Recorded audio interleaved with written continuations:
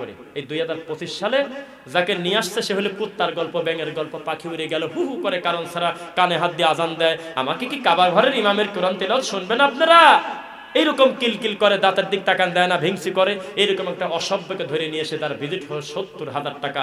রাত 1টার সময় আসছে শয়তান, সামনের শ্রোতা তখন তার গাড়ি ভেঙে ফেলছে, অসভ্যের মতো বসে আছে। তোমাদের কর্মের প্রতিফল।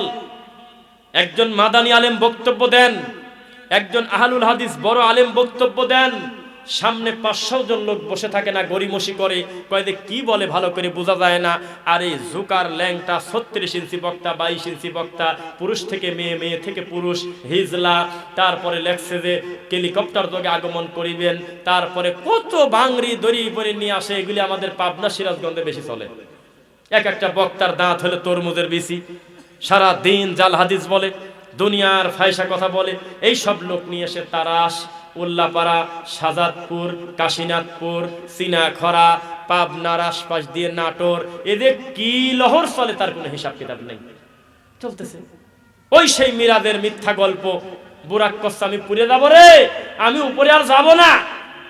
তারপরে ওই হরিণ বাঁধার গল্প, নানা নাতির হাসান হোসেনের তুমি বড় না আমি বড়র গল্প, এখনো পর্যন্ত নওগাঁ মান্দাতে যাওয়ার পথে সেদিন শুনলাম, হায় রে ধর্ম রে, ধর্মের জাত গেছে। মানুষগুলো অসভ্য, আপন মায়ের পেটের ভাই আর এক ভাইয়ের চোখ তেলি ফেলতেছে তালাতা। এই ব্যাপারে হুজুরের কোনো ভূমিকাই নেই, কোরআন হাদিসের কোনো সতর্কতাও নেই। শাশুড়ি শ্বশুরের কাছে তার নিজের ছেলের বউটা নিরাপদ না।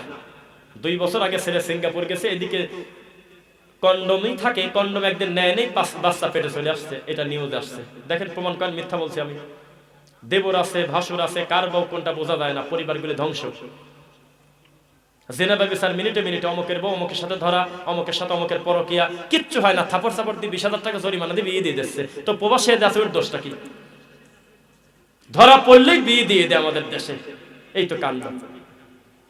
কার বউ কোনটা কিছু বোঝা যায় না। এই দেশে পত্রিকা খুললে, মোবাইল খুললেই একটু পর পর বোঝা যাচ্ছে অমুকের বউ অমুকের বাড়িতে এসে বসে আছে 3 দিন। কত বড় অবক্ষয়! কারণ এই সমাজের লোকের সবচেয়ে অপরিচিত জিনিসের নাম হলো কোরআন মাজিদ। এর থেকে অপরিচিত জিনিসের নাম নাই। আচ্ছা, আমি বক্তব্য দেই কিন্তু সাক্ষী রাখি, যাতে আমার কোনো দোষ না হয়। 2-1 সাক্ষী দেন তো। কয়েকদিন আগে আমি একটা ভিডিও করছিলাম, আল্লাহর একটা ঘরে গিয়ে ফাজাইলে আমলটা আল্লাহর ঘরের কোরআনের উপরে জায়গা হয়েছে। কেউ কেউ দেখছেন? হাত তোলেন তো। দেখছেন না? চোখ দিয়ে রক্ত উঠে গেল। আমি একটা মসজিদে আসরের নামাজ পড়লাম, যাবো জালসায়। তো জালসায় আগে গেলে পরে, যাই হোক না বলি, সময় আছে, ভাবলাম যে এখানে সালাত পড়ে মসজিদের ভিতর কি শুয়ে থাকি। তো মসজিদে সালাত আদায় করার পর ওই আল্লাহর ঘরের আলমারিটা খুলে ভাবলাম গ্লাস দেওয়া, যে 2-1টা কিছু আছে কিনা পড়ি। দেখি সবচেয়ে উপরে যার জায়গা হয়েছে তার নাম হলো ফাদাইলে আমল, আর নিচে চ্যাপ্টা হয়ে পড়ে আছে আমার আল্লাহর কোরআন মাজিদ। তখন আমি কোরআন মাজিদটা টান দিয়ে গোটা বিশ্ববাসীকে আমার এই মোবাইল থেকে দেখাইছি। কোরআন মাজিদের পৃষ্ঠাগুলো চক চক চক চক করতেছে, একটার সাথে আর একটা পৃষ্ঠা লাগিয়ে আছে, ফ্রেশ। এটা কি ভালো খবর না খারাপ খবর? কোরআন মাজিদ কি পরিষ্কার থাকা ভালো খবর না খারাপ খবর? খারাপ খবর, কারণ কেউ পড়ে না। আর ফাজাইলে আমলটা যখন আমি বের করছি তখন কি হয়েছিল ভাই একটু বলেন তো? একবারে ফেতা ফেতা বলে এই দিকের ভাষায়, ওই বাড়া গেছে, ওই যেটা দিয়ে সেলাই করতে সুতা বাড়া গেছে। আর প্রত্যেক পৃষ্ঠা পর পর কেউ না কেউ ভাঁজ করা, কারণ শত শত লোক পড়ে, যার যার মতো করে ভাঁজ করে থইছে গুরুত্বপূর্ণ জিনিস, সিরে সিরে পড়ে পড়ে যাচ্ছে। কিয়ামতের আলামত, কিয়ামতের আলামত।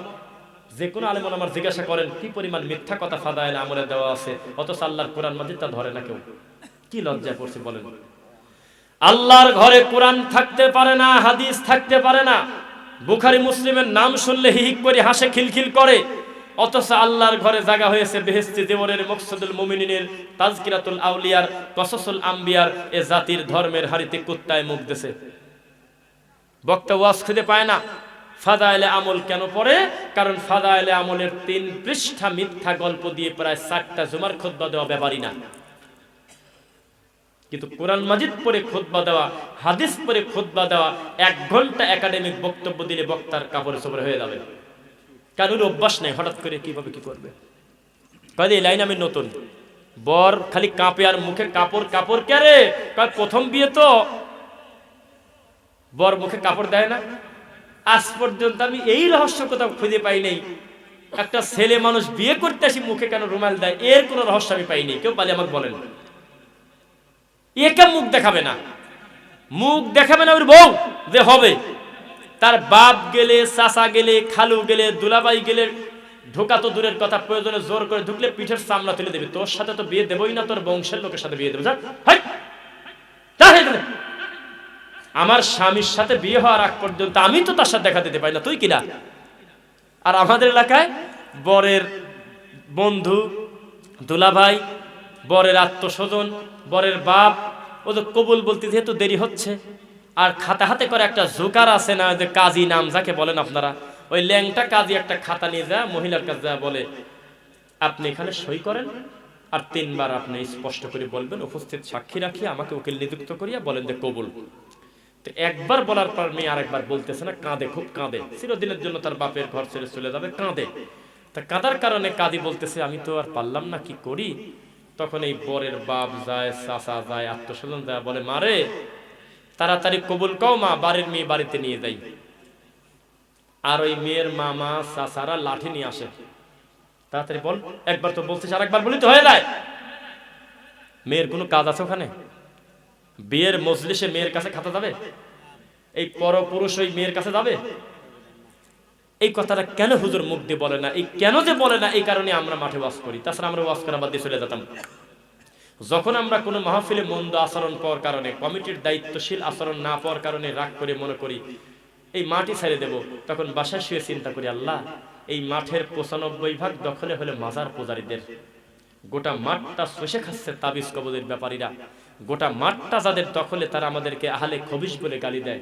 গোটা মাঠটা যাদের দখলে তারা কোরআন মাজিদের আয়াতকে বিকৃত করে। আল্লাহ আমার মতো লোকও যদি মনের গোসায় যদি মাঠ ছেড়ে দেয়, ওরা তো ল্যাংটা হয়ে মাঠে নাচবে।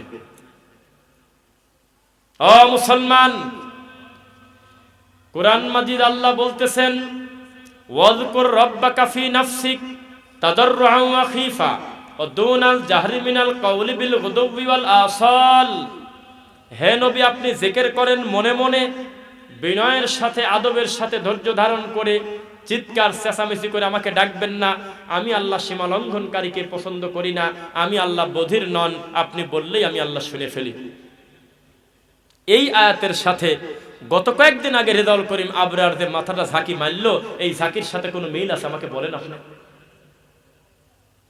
যেই লোকটা ডক্টর আসাদুল্লাহ গালেব স্যার থেকে শুরু করে আহলুল হাদিসের সর্বোচ্চ বড় বড় বিদ্বানদের সম্পর্কে এবং তাদের লিখিত কিতাব সম্পর্কে কি পরিমাণ নোংরা ভাষার সমালোচনা করে তা মানুষের মুখে বলা যায় না। এই অসভ্য চরমনেই ঠাকুরের পাশে বসে এরকম করতেছে, এরকম মারতেছে। বলেন মিথ্যা বলছি আমি? দেখছেন? একটু জোরেই বলেন, দেখছেন? এই গ্রামের সাক্ষী নেই দু একটা, যাতে মায়ের আমি একা না খাই। কি করবেন বলেন? জিকির করতে যেভাবে, অথচ নবী জিকিরের একটা পদ্ধতি দিছে কিনা? আবু বকর সিদ্দিকের থেকে বেশি ইশক হলো এই ঠাকুরের। জীবনে আল্লাহর নবী জিকির করতে গিয়ে এক ইঞ্চি নড়াচড়া করে নাই। ইন্নামাল মুমিনুনা আল্লাযীনা ইযা যুকিরাল্লাহু ওয়াজিলাত কুলুবুহুম ওয়া ইযা তুলিয়াত আলাইহিম আয়াতুহু যাদাতহুম ঈমানা। মুমিনের তো তারাই যারা মুমিনের সামনে আল্লাহর কথা স্মরণ করালে তাদের ঈমান বাড়ে আর তাদের অন্তর কাঁপে। কি কাঁপে? আর আমাদের দেশের হুজুরদের শরীর কাঁপে। কাঁপে হলে ভিতর ও বাইরে কাঁপে। ও মাইক নিয়ে দৌড় দেয়, বক্তার ছবি খায়, কানে কামড় দেয়, মাইক নিয়ে দৌড় দেয়, বাঁশে ওঠে, লাভ দেয়, উল্টে পড়ে যায়। অভিনয়। ডক্টর মসরুদ্দিন স্যার বলে একটা পুকুরে হাজার হাজার সেলা মাছ থাকে না। সেলা নাকি যেগুলো লাভ দেয় একটু পর পর, দাইরকে মাছ বলে। দেখ আমাদের এইদিকে দাইরকে মাছ কিন্তু হাজার হাজার লাখ লাখ থাকে না, ওই কয়েকটা থাকে, ওগুলি ফাল দিয়ে ওঠে। মনে হয় গোটা পুকুর ভরা খালি দাইরকে মাছ। তো কয় এই যে লাভ দিচ্ছে কয়েকটা খালি লাভ দেয়, এগুলি হলে ওদের হলো এটা কি বলবেন? দেখবেন যে নির্বাচনের আগে মেলা ল্যাংটা মেয়ে লাগে, বহু হিরো হিরোইন লাগে, নায়ক নায়িকা লাগে। এখন তার সিনেমা চলে না, দেশের লোক মরি শেষ হয়ে যায়। আর নিউজ আসে হলো জায়েদ খান প্রতিদিন 8টি করে ডিম খায়। তো ও ডিম খালো না পেয়ারা খালো, এই নিউজ যদি জাতির সামনে আসে, এই জাতির লজ্জার কিছু আর আছে? সিনেমা বলে কিছু আছে আমাদের দেশে? দোয়া করেন যে কয়টা আছে ওগুলো ভেঙে যেন হাসপাতাল করে, বলেন আমিন। ওগুলো বন্ধ করে যেন এতিমখানা করে, ওগুলো ধ্বংস করে দিয়ে যাতে মানুষের দিনের কল্যাণ হয়, চিকিৎসালয় যেন হয়। আল্লাহ তুমি কবুল করো। তো এই বেকার নায়ক নায়িকাকে ধরে নিয়ে এসে তাকের সামনে রাখে আর পিছনে বলতেছে অমুকের চরিত্র ফুলের মতো পবিত্র, তাকবীর দিয়ে দিচ্ছে। এরকম শোডাউন করে কিনা? তো পীরকে শোডাউন করার জন্য এরকম কয়েকটা কুই মারা, আমাদের পাবনায় কয়েক কুই মারে, এরকম কয়েকটা গ্যাপে গ্যাপে বসায়। পীর যে কোনো ওয়াজ করে ওই মাল কুক করে লাফ দিয়ে ওঠে, উল্টি পড়ে।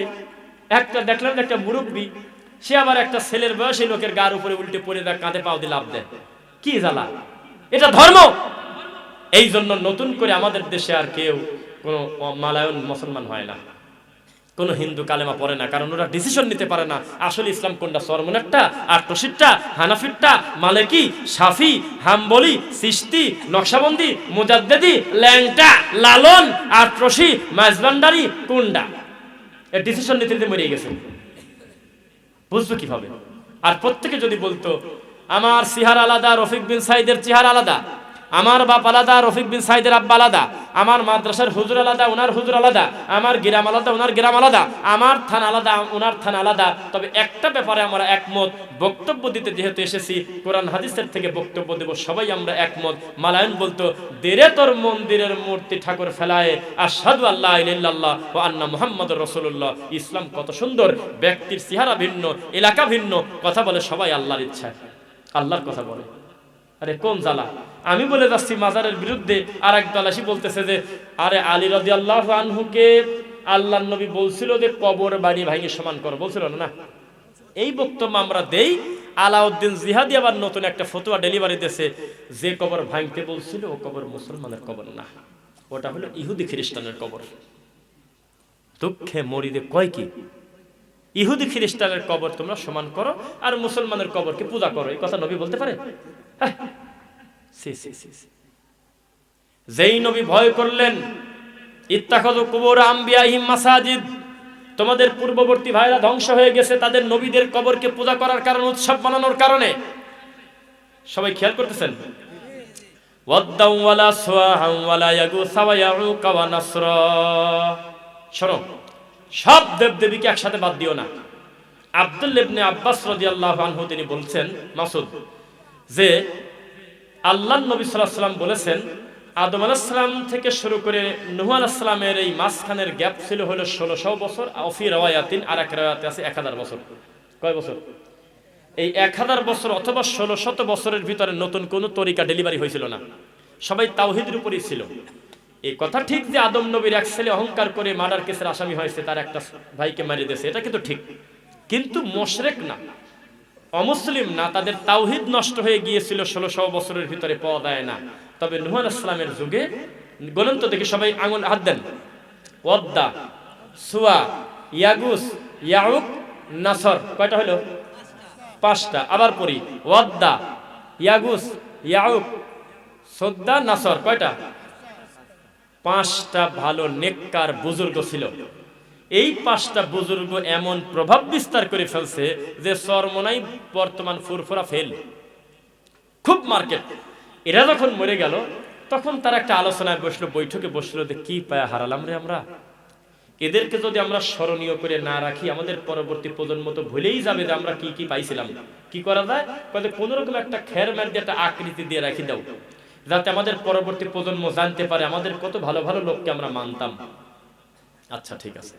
তখন কেউ পূজা করে না, আল্লাহর কসম। সাহাবী বলছেন যে তখনও পূজা শুরু হয়নি, দীর্ঘদিন এভাবে চলতেছে। তাদের ছেলে ফেলে দুনিয়াতে আসার পর বলতেছে যে এভাবে তো হয় না, এ তো পোকা ধরে যাবি, কুত্তা পায়খানা করবি, আহসা পড়বে, ভালো ভালো লোক তো নষ্ট হয়ে যাবে, একটু ভালো করে আকৃতি দাও, একটু মোমবাতি দাও, একটু আগরবাতি দাও, একটু সুগন্ধি করো, নইলে আশেপাশে লোকজন যাওয়ার পথে বুঝবে কিভাবে যে ওনারা ভালো লোক ছিল। তারপরে এভাবে করতে করতে কিছুদিন পরে বলল, এলাকায় দুর্ভিক্ষ, অনাবৃষ্টি, বৃষ্টি নাই, জমিন ফেটে যাচ্ছে, কি করা যায়? এই 5 জনের কাছে চলে যাও, গিয়ে বলো আল্লাহ তুমি ছাড়া কেউ বৃষ্টি দিতে পারে না, তবে ওসিলা হিসেবে এই 5 জনকে দাঁড় করালাম, ওয়াদ্দা, সুয়া, ইয়াগুস, ইয়াউক, নাসর, এই 5 জনের ওসিলায় তুমি আসমান থেকে বৃষ্টি দাও। যেই এই কথা একবার শুরু করছে তখন আরবিতে তাদের নাম হয়ে গেছে মুশরিক। কি নাম?